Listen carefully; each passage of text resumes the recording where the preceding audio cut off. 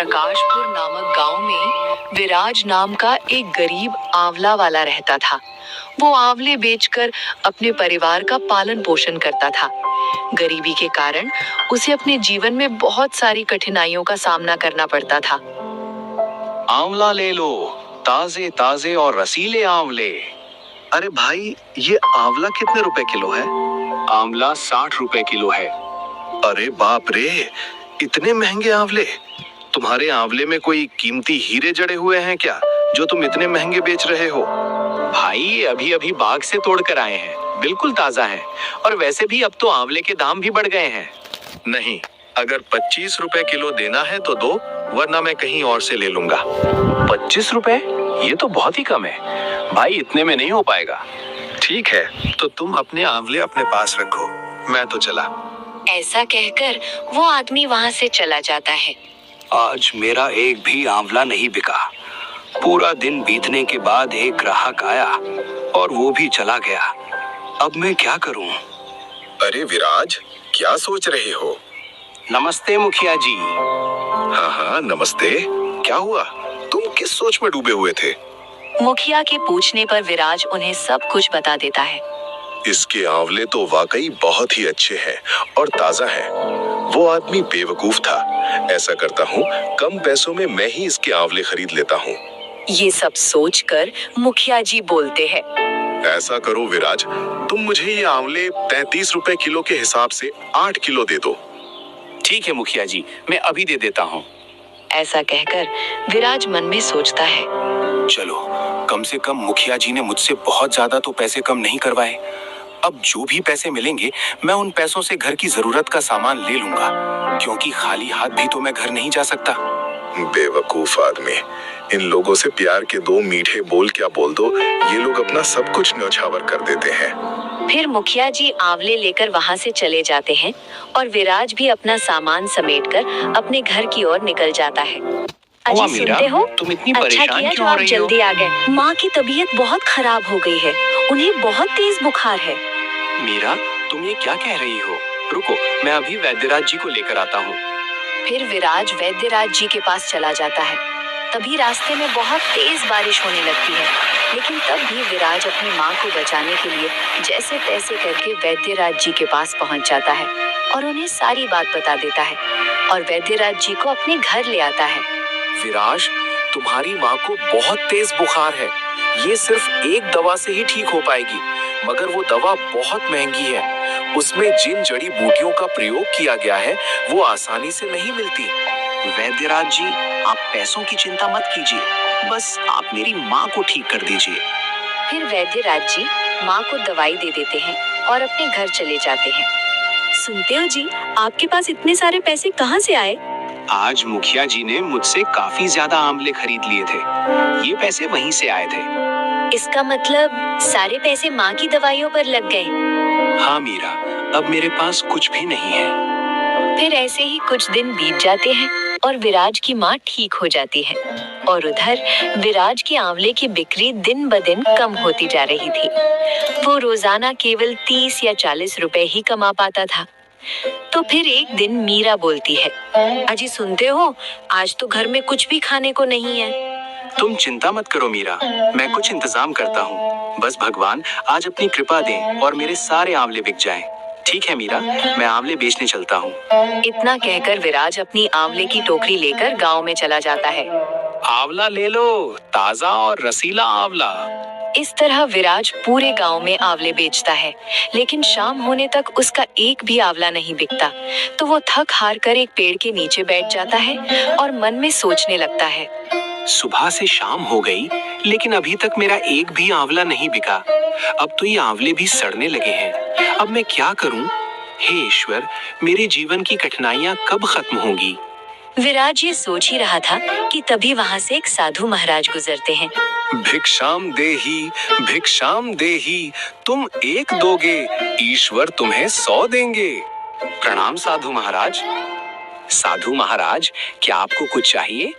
हाँ पुत्र, मैं एक भिक्षुक हूँ और यहाँ लोगों से भिक्षा मांग रहा हूँ। कैसी भिक्षा साधु महाराज?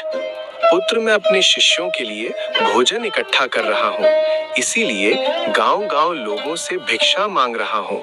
पुत्र, अगर तुम चाहो तो अपनी खुशी से तुम भी कुछ थोड़ी सी भिक्षा दे सकते हो।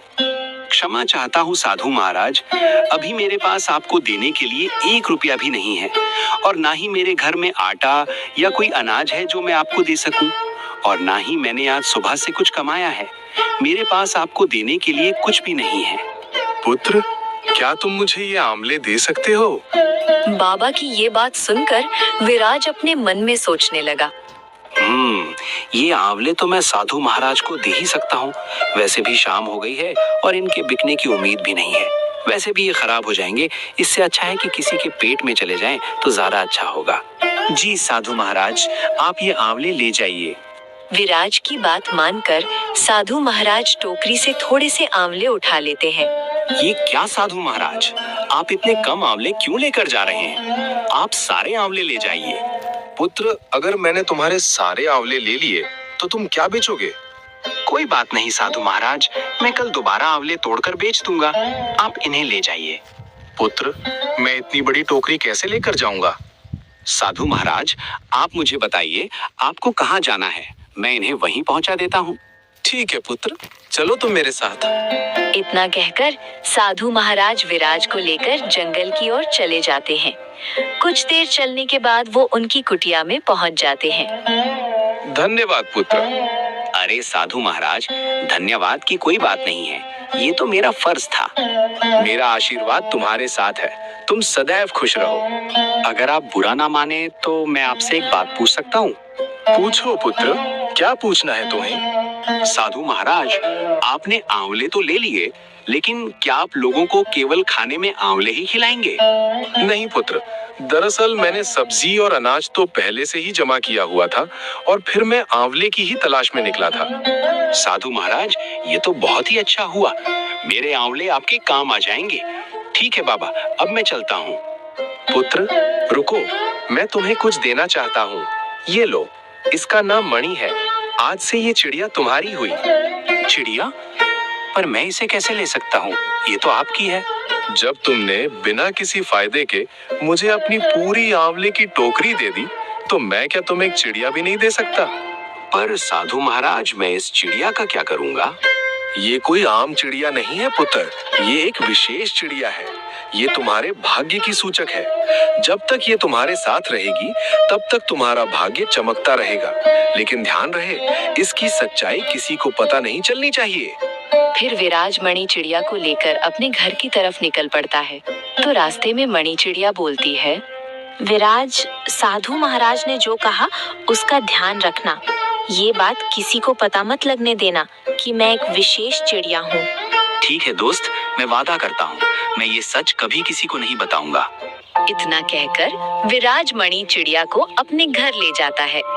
अजी, आप इस चिड़िया को कहाँ से लेकर आए हो? मेरा, ये चिड़िया अब से हमारे साथ ही रहेगी।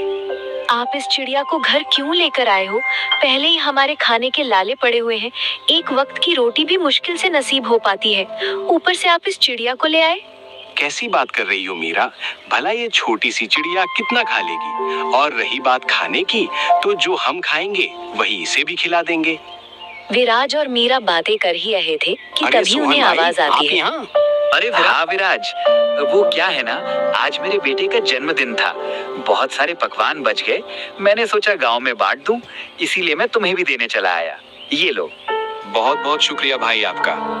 अरे नहीं विराज, इसमें शुक्रिया की क्या बात है, वैसे भी ये खाना खराब हो जाता, तो इससे अच्छा किसी का पेट ही भर जाए। सोहन ये कहकर वहाँ से चला जाता है। ये तो बहुत स्वादिष्ट पकवान है। देखो मीरा, मैंने कहा था ना कि जिसके भाग्य में जो लिखा होता है वो उसे मिल ही जाता है। तुम खामखा चिंता कर रही थी। देखो, ये पकवान हमारे पास खुद चल कर आ गए। आज तो हम खाएंगे स्वादिष्ट पकवान और गाएंगे ईश्वर के गुणगान। फिर वो सब मिलकर खाना खाते हैं। मीरा, तो मैं आंवले बेचने बाजार जा रहा हूँ, तुम घर का और माँ का ख्याल रखना। तो क्या आप इस मणि चिड़िया को भी अपने साथ लेकर जाएंगे? क्यों, क्या हुआ? मैं इस चिड़िया को अपने साथ लेकर नहीं जा सकता क्या? कुछ नहीं, मैं तो बस ऐसे ही पूछ रही थी। विराज मीरा की बात सुनकर आंवले बेचने चला जाता है। आंवला ले लो, ताजे ताजे और रसीले आंवले। विराज, तुम्हारे आंवले तो बहुत अच्छे दिख रहे हैं। क्या भाव दे रहे हो? भाई आंवला 60 रुपए किलो है। अच्छा, एक काम करो, मुझे 5 किलो आंवले दे दो। वो आदमी बिना पैसे कम कराए विराज के सारे आंवले खरीद कर चला जाता है। वो देखते ही देखते विराज के सारे आंवले बिक जाते हैं। अरे वाह, आज तो मेरे सारे आंवले अच्छे दामों में बिक गए। अब मैं इन पैसों से माँ और मीरा के लिए अच्छे कपड़े और पकवान लेकर जाऊंगा। फिर विराज सब सामान लेकर अपने घर चला जाता है। अजी, ये सब क्या है? आज मेरी कमाई बहुत ही अच्छी हुई है, इसीलिए मैं तुम दोनों के लिए कपड़े और पकवान लेकर आया हूँ। और फिर इसी तरह दिन गुजरते हैं। दिन प्रतिदिन विराज की कमाई बढ़ती जाती है। फिर एक दिन उनके घर एक करण नाम का एक व्यक्ति आता है। ये लो विराज भाई, तुम्हारे पैसे जो तुमने मुझे 6 महीने पहले दिए थे, मैं वापस करने आया हूँ। शुक्रिया करण भाई। अरे शुक्रिया तो मुझे तुम्हारा करना चाहिए विराज। तुमने बुरे वक्त में मेरी मदद की थी, लेकिन ये पैसे लौटाने में मुझे थोड़ी देर हो गई, इसके लिए मैं माफी चाहता हूँ। करण विराज के पैसे वापस करता है और वो वहाँ से चला जाता है। अजी, सुनते हो, ये अचानक से लोग हम पर इतने मेहरबान कैसे हो गए? पता नहीं क्यों मुझे ऐसा लगता है जब से ये मणि चिड़िया हमारे घर आई है तभी से हमारे भाग्य बदल गए। मीरा, तुम खामखा क्या क्या सोच रही हो? ऐसा कुछ भी नहीं है। दूसरी तरफ विराज की तरक्की देखकर लोग जल भुन रहे थे। इस विराज के सारे आंवले चुटकियों में बिक जाते हैं और एक हम लोग हैं, सुबह से बैठे रहते हैं लेकिन हमारा एक भी फल नहीं बिकता है। अरे हाँ भाई, तुम बिल्कुल सही कह रहे हो। इससे पहले कि इस विराज की वजह से हमारा धंधा बंद हो जाए, हमें कुछ न कुछ तो करना ही होगा। ऐसा करते हैं भाई, इसकी शिकायत अपन मुखिया जी से करते हैं, बाकी वो खुद ही देख लेंगे। इतना कहकर वो दोनों मुखिया जी के पास जाते हैं। मुखिया जी, नमस्ते। नमस्ते, कहो कैसे आना हुआ? मुखिया जी, हम आपको एक बहुत ही जरूरी बात बताने आए हैं। बताओ, कैसी जरूरी बात है?